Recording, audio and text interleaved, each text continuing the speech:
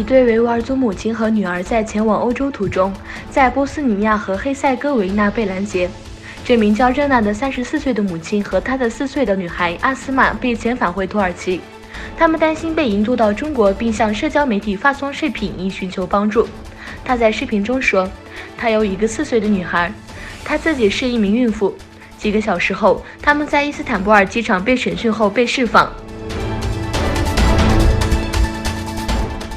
中国国务院港澳办主任张晓明7日表示，香港正面临自从1997年主权移交以来的最大危机。他说，香港的反修例风波从6月9日起已经持续了60天，风波越闹越大，暴力越演越烈。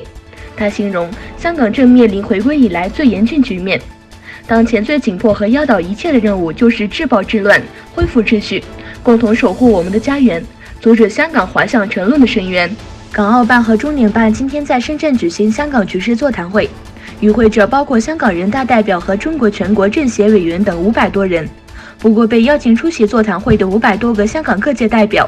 还是来来去去的那些港区政协、人大和商界的老面孔，也是过去中央一直问其求策、沟通交流的对象。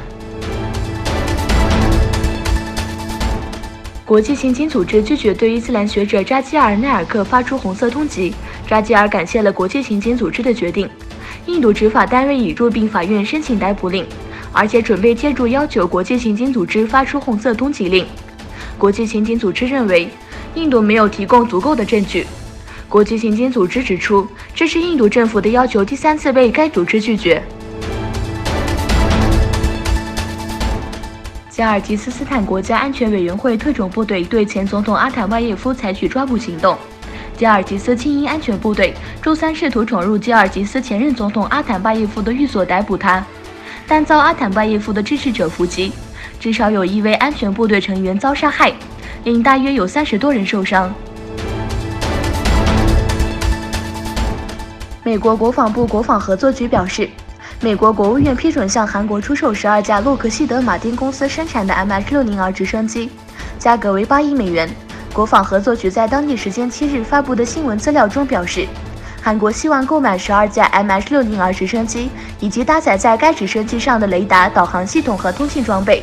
相信韩国海军将可提升搜救以及反潜等任务的执行能力。